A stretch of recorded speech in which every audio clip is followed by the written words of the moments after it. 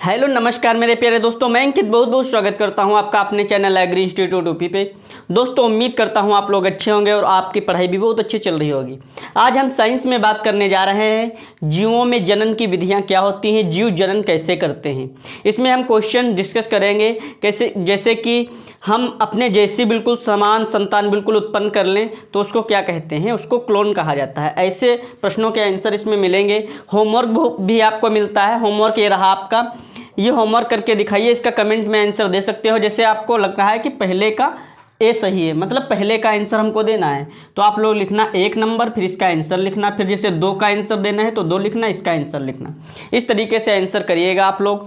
देखो लिखा हुआ है, पहला क्वेश्चन है कि दुग्ध में कौन सी शर्करा पाई जाती है। ये होमवर्क है, पिछली क्लासों में हम पढ़ा चुके हैं, उसमें से क्वेश्चन है बहुत नॉर्मल से।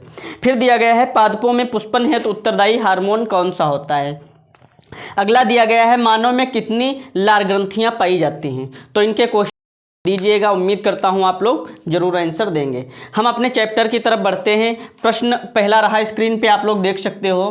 पहला प्रश्न आपसे क्या कह रहा है। पहला प्रश्न आपसे कह रहा है कि जो नर संतति होती है किस पदार्थ के कारण अपने जनकों के समान दिखाई देती है। मतलब जो संतानें उत्पन्न होती, जैसे मैं हूँ अपने पापा के समान हूँ, आप हो अपने पापा मम्मी के समान हो, तो एक किस पदार्थ की वजह से ऐसा हो जाता है। आरएनए होता है या डीएनए होता है या एमआरएनए होता है या कि गुणसूत्र होते हैं। तो इसका सही आंसर रहेगा डीएनए। डीएनए के कारण हम लोग अपने जनकों के समान दिखाई देते हैं। जनक माने होता है मम्मी और पापा। समझ में आ रहा है। देखो नेक्स्ट क्वेश्चन आपसे क्या कह रहा है। 2 नंबर क्वेश्चन आपसे कह रहा है संतानों का बिल्कुल अपने जनक के समान ना दिखाई दिखाई देने का कारण क्या होता है। आपने देखा होगा बिल्कुल सेम टू सेम तो नहीं हो सकते। जैसे मेरे पापा हैं, क्या हम वैसे हैं। जैसे आपके पापा हैं, क्या बिल्कुल आप अपने पापा के जैसे हो, नहीं हो। तो इसका कारण क्या होता है, बिल्कुल हम लोग नहीं हो पाते हैं, पर डीएनए की वजह से थोड़ा सा हो जाते हैं। बिल्कुल समान क्यों नहीं हो पाते हैं, जैसे कि यहाँ पे लिखा है समानता के कारण या विभिन्नताओं के कारण या गुणसूत्र के कारण या डीएनए का कारण। तो इसका सही आंसर क्या रहेगा प्यारे बच्चों, क्या रहेगा, विभिन्नताएं। हमने विभिन्नताएं पढ़ा भी चुका हूं। अगर आपने नहीं देखा हो तो डिस्क्रिप्शन में इसकी लिंक मिल जाएगी, देख लीजिएगा। डिटेल क्लास ये हम बहुविकल्पी बता रहे हैं जो कि आपके 20 नंबर के आने वाले हैं, ठीक है। और अगर आप लोगों ने नहीं देखी डिटेल क्लास की लंबे वाले क्वेश्चंस कैसे बनते हैं, लॉन्ग आंसर, तो आप लोग उसको प्लेलिस्ट में जाकर के देख सकते हो, साइंस। तो यहाँ पे विभिन्नताओं के कारण ऐसा होता है कि हम लोग बिल्कुल अपने मम्मी पापा के समान नहीं दिखाई देते हैं। देखो अगला क्वेश्चन आपसे क्या कह रहा है, 3 नंबर। ये क्वेश्चन आपसे कह रहा है कि जनन कितने प्रकार का होता है। बहुत ही प्यारा है क्वेश्चन। जनन कितने प्रकार का होता है, जनन होता क्या है ये तो आप लोग जानते ही होंगे। अपने जैसे संतानों को उत्पन्न करने के लिए जो क्रिया की जाती है उसको हम लोग जनन कहते हैं। ये 2 प्रकार का होता है, लैंगिक और अलैंगिक। अब इसमें हमने आंसर बता ही दिया है, ए और बी दोनों होगा इसका आंसर। 4 नंबर की तरफ हम बढ़ते हैं। 4 नंबर आप लोग देख सकते हो। एक बार खींच के शेयर और सब्सक्राइब कर दीजिए। कहते हैं कि रख हौसला वो मंजर भी आएगा, प्यासे के पास चलकर समंदर भी आएगा, थक कर न बैठे मंजिल के मुसाफिर, मंजिल भी मिलेगी और मिलने का मज़ा भी आएगा। नेक्स्ट क्वेश्चन आपसे कह रहा है कि आनुवांशिक व आकारिकी रूप से समरूप संतान क्या कहलाती है। अभी मैंने बताया, जो आपने कई बार देखा होगा, जैसे एक डाली नाम की भेड़ थी, उसका क्लोन तैयार किया गया, क्लोन कहते हैं। इसका सही आंसर रहेगा क्लोन। क्लोन क्यों कहते हैं, क्योंकि ये शरीर में और जो मतलब जैसे मम्मी में बीमारी थी वो इसमें भी बीमारियां हैं। जो इसका आकार है ना, इस भेड़ का आकार, वो इसकी मम्मी का आकार, जैसे इसके गुण हैं वही इसकी मम्मी के भी गुण, मतलब डिक्टू, जिसको हम कहते हैं फोटोकॉपी, बिल्कुल फोटोकॉपी कर देना, क्लोन कहलाता है। क्लोन जैसे हम हैं, हमारी ही कोशिकाओं से एक नए संतान को जन्म दिया जाएगा तो बिल्कुल मेरे जैसा होगा, बिल्कुल मेरे जैसी आवाज़ होगी, हर चीज़ मेरे जैसी। इसको क्लोन कहते हैं प्यारे बच्चों, याद कर लेना, बहुत इंपॉर्टेंट क्वेश्चन है। नेक्स्ट क्वेश्चन की हम बात करते हैं। नेक्स्ट क्वेश्चन आपसे कह रहा है कि निम्न में से अलैंगिक जनन के प्रकार कौन से हैं। अलैंगिक जनन कौन कौन से हैं। देखो पहला दिया गया है विखंडन, फिर दिया गया है मुकुलन, फिर दिया गया है पुनरुद्भवन, फिर दिया गया है ये सभी। तो इसका सही आंसर रहेगा ये सभी, क्योंकि अलैंगिक में पुनरुद्भवन, विखंडन, मुकुलन ये सब आ जाता है। और लैंगिक में क्या होता है, लैंगिक में तो केवल लिंगों को मिला के ही प्रजनन किया जा सकता है। ठीक है, तो इसका सही आंसर रहेगा ये सभी। नेक्स्ट क्वेश्चन आपसे कह रहा है कि कायिक प्रजनन या प्रवर्धन में पौधों का कौन सा भाग प्रयोग किया जाता है। ये भी बहुत प्यारा क्वेश्चन है। कायिक प्रजनन जो होता है इसमें पौधे का कौन सा भाग प्रयोग किया जाता है। तो इसमें पौधे का कौन सा भाग प्रयोग किया जाता है, तना होता है या जड़ होता है या पत्ती होता है ये सभी। तो इसका सही आंसर क्या रहेगा, ये सभी, क्योंकि जब कायिक प्रजनन हम करवाते हैं तो काया से, काया माने होता है शरीर का कोई भी भाग लिया जा सकता है।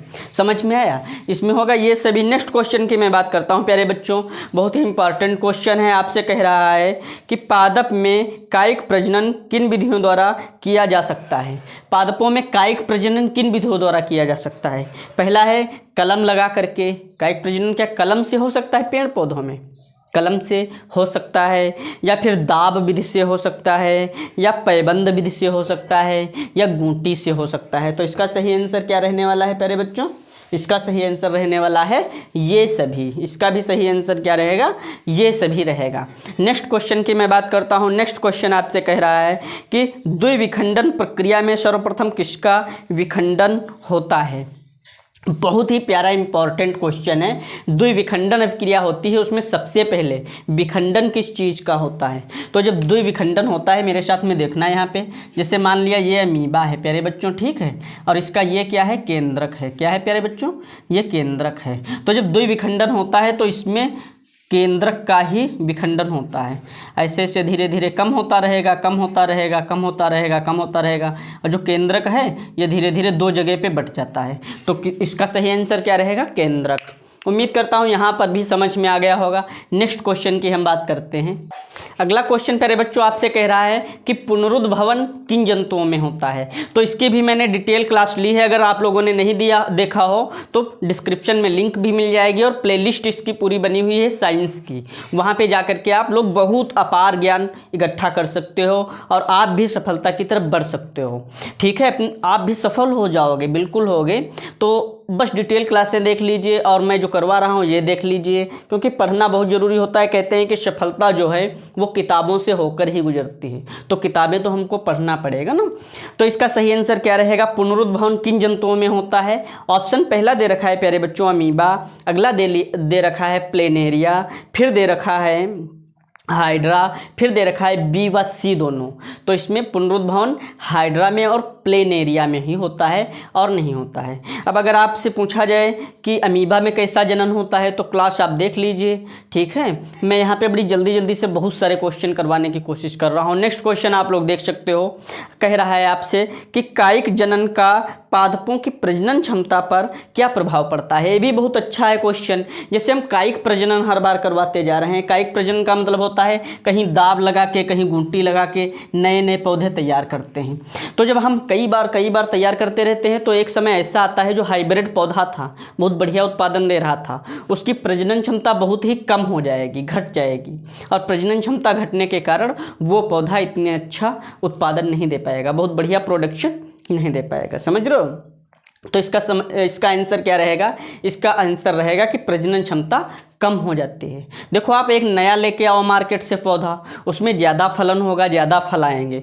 फिर जैसे ही वो पुराना होता जाएगा, उसमें कलमें बनाते रहो, कलम लगाते रहो, कलम लगाते रहो, तो क्या होगा, एक समय ऐसा आएगा कि वो बिल्कुल उत्पादन कम हो जाएगा। ठीक, वही होता है, प्रजनन क्षमता कम हो जाती है। नेक्स्ट क्वेश्चन आपसे क्या कह रहा है, नेक्स्ट क्वेश्चन आपसे कह रहा है कि जब दो विपरीत लिंग मिल करके आपस में और प्रजनन करते हैं, तो इस प्रजनन को हम क्या कहते हैं।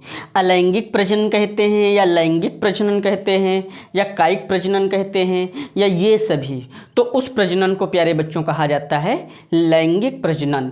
जब एक मादा और नर मिलता है, एक मादा का मतलब होता है स्त्री, और नर, एक मादा और नर मिलते हैं, तो यहाँ पे शुक्राणु ये छोड़ता है, क्या छोड़ता है प्यारे बच्चों, ये शुक्राणु छोड़ता है, और ये क्या छोड़ती हैं, अंडाणु छोड़ती हैं, और इनका अंडाणु इनका शुक्राणु मिलके यहाँ पे बना देता है जाइगोट। क्या बनाता है प्यारे बच्चों, जाइगोट बना देता है। इस जाइगोट से क्या होता है, फिर धीरे से भ्रूण बनता है, कुछ समय बाद फिर भ्रूण से बच्चा तैयार होता है, फिर धीरे धीरे उसका जीवन प्रोसेस शुरू हो जाता है। तो उम्मीद करता हूँ मेरी क्लास बहुत अच्छी लगी होगी।